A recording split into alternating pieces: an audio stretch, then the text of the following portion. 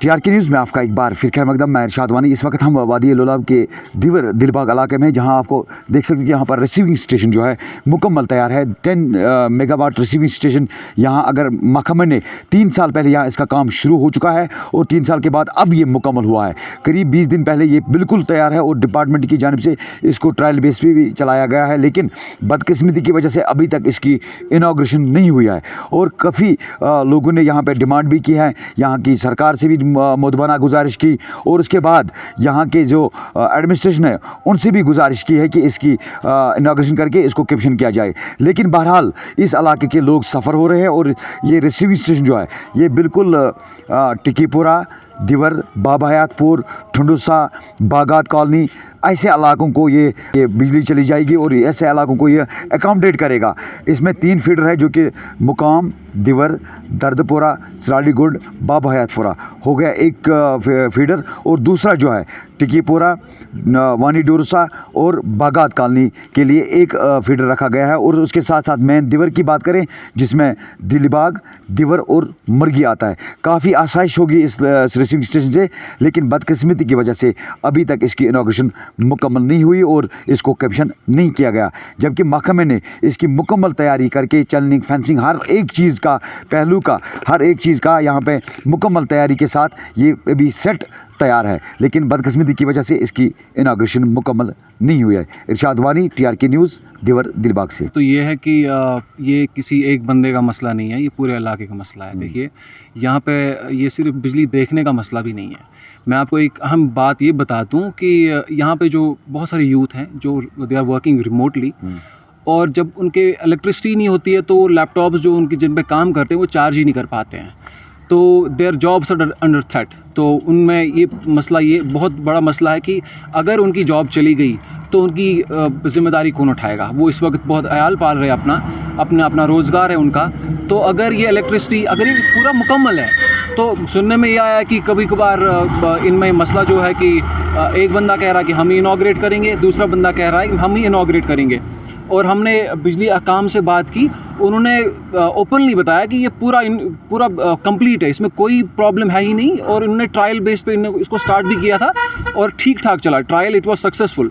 लेकिन अब मुझे ये समझ नहीं आ रहा है कि जो अथॉरिटीज़ हैं, हमने वोट दिए हैं, मुझे ये समझ नहीं आ रहा है वो बंदे कहाँ पे इस वक्त जिनको हमने वोट डाला है, तो वो इस पे सामने क्यों नहीं आ रहे हैं। यहाँ पे एक बंदे की बात नहीं है, ये इस पे जॉब्स खतरे में है लोगों के, तो वो काम नहीं कर पा रहे हैं। Their jobs are under threat, I am telling you again and again. तो अगर इस वक्त उनकी जॉब चली गई तो उसका ज़िम्मेदार कौन होगा।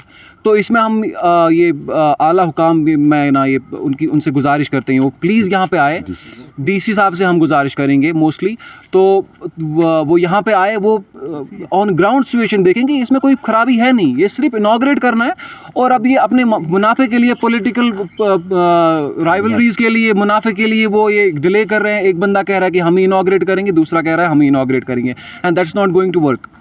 तो दूसरा सर इम्पैक्ट क्यों नहीं पड़ेगा, ये सीधी सी बात है। देखिए मैं आपको एक बात और बता दूं, यहाँ पे बच्चे हैं जो पढ़ाई कर रहे हैं, एसएसबी के एग्ज़ाम्स हैं जो स्कूल एग्ज़ाम्स हैं, कॉलेज एग्ज़ाम्स हैं। Can you believe the voltage जो हम रिसीव कर रहे हैं वो सिर्फ 20 वोल्ट्स की होती है। वो कितना स्टेप अप अगर हम ट्रांसफार्मर यूज़ करेंगे घरों में, जो कि यूज़ कर रहे हैं सभी, तो वो कितना स्टेप अप हो जाएगा। तो उनकी पढ़ाई पे असर पड़ रहा है, जो पढ़ाई नहीं कर पा रहे हैं इतनी इस ठंड में, वो कहाँ से, मतलब क्या उनके पास और कौन सा रास्ता है, कहाँ जाएंगे वो उनको जो एग्ज़ाम क्वालिफाई करने हैं, उनको तो ये बिजली तो एक अहम ज़रिया है उनकी पढ़ाई के लिए। और जैसे कि मैंने पहले ही बोला कि जॉब्स आर अंडर थ्रेट। बहुत सारे लोग यहाँ पे, बहुत सारे बंदे हैं जो रिमोटली वर्क कर रहे हैं। फिर से मैं बता रहा हूँ, तो इसमें सारे लोग इफ़ेक्ट हो रहे हैं, चाहे वो बीमार हो, चाहे वो एक स्टूडेंट हो, चाहे एक आम बंदा हो, जो मज़दूर हो, वो भी इफ़ेक्ट हो रहा है, उनकी बच्चियाँ पढ़ रही है। मैं ये भी एक अहम नुक्ता यहाँ पे कहना चाह रहा हूँ कि अगर कोई बीमार है घर में, जिसकी ऑक्सीजन जो कंसनट्रेटर्स हो रहे हैं, तो उसमें वो बहुत हाई वोल्टेज पे ऑपरेट करते हैं।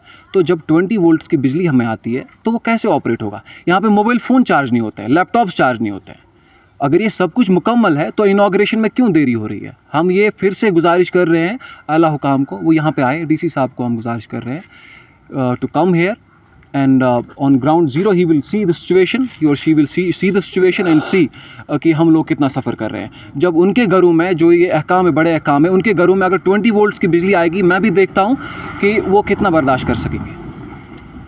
बह कर फोन 2-3 नफर कोर फोन तुम तौर इम्पैक्ट दिवान दपान हसा इस महकम हम हसा पोस ठाना पोस इन द सेंस कि अगर ठेकेदार बनोमुत सह हैंड ओवर कर क्या हैंड गवर्नमेंट तमिस शायद रटनी यानी यस रटन ट्रांसफार्मर बन पत् करान तुम डिपार्टमेंटस हैंड ओवर तुम दपान शायद हसा पोस दाग अगर पोस दाग तो असी दिमो कहीं परवाह दोम चीज़ अगर यह जाए कह पोलिटिकल एसर्ट यानी पोलिटिकल डिपार्टमेंटो नफर खास कर बह कैसर सबई कत बस एप्रिशिएट तमिस कर सह आव यह जाए हालांकि सह हुकूमत मज तो हेक न तम यह जाए त्रावन यल वजह क्या अत क्या बैकग्राउंड या एहतसाल कर दिवरस या दपान ये आय तार बिहत अगर दपान अगर तुम पावर चलावन 9 रेत गई चालू 9 रेत गई चलान मगर अस पावर वातान तुम त्रो प्राने लाइन पे पावर फिलहाल चलो तो दिवर यीस काल नई लाइन पकनो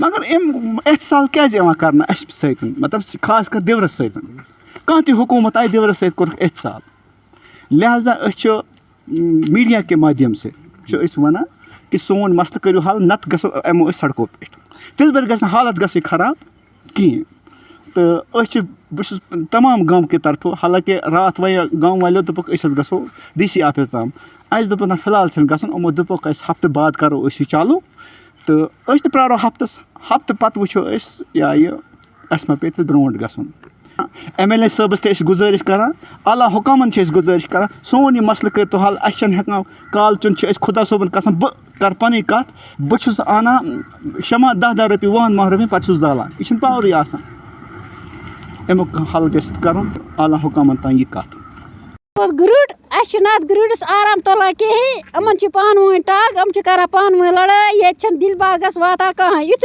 आब युथ ग्रिड न गाश तो न कुन पावर काल लगा गेट बत खान गेट तो कुन लटे कुन ऐलान कर दितो आब दितो लाइट यम सत बत आसो काल चुन खान अगर ग्रिड दितु कि खतर दितु ग्रिड आराम खतर मगर आराम कुने सख्ती पुरान पे जरा लश जाल पुरान जाला लश लश जाल कर अपील दियो गाश दियो आब काल काल सुबह सुबह काल आज गए 2 रेत 3 रेत नजदीक वन गाशे कुन ग्रिड दितुक अत कह वातन पृछन न गारा दियो गाश दियो आब यम सत कम ज्यादा आराम करो नत आराम कुन सबस अपील सह कोट सह पाने त्रान ग्रिड यल त्रान आब यल अत करो आराम साहब से बोलते हैं इधर वो खुद आएगी तो हमें पावर छोड़ेगी।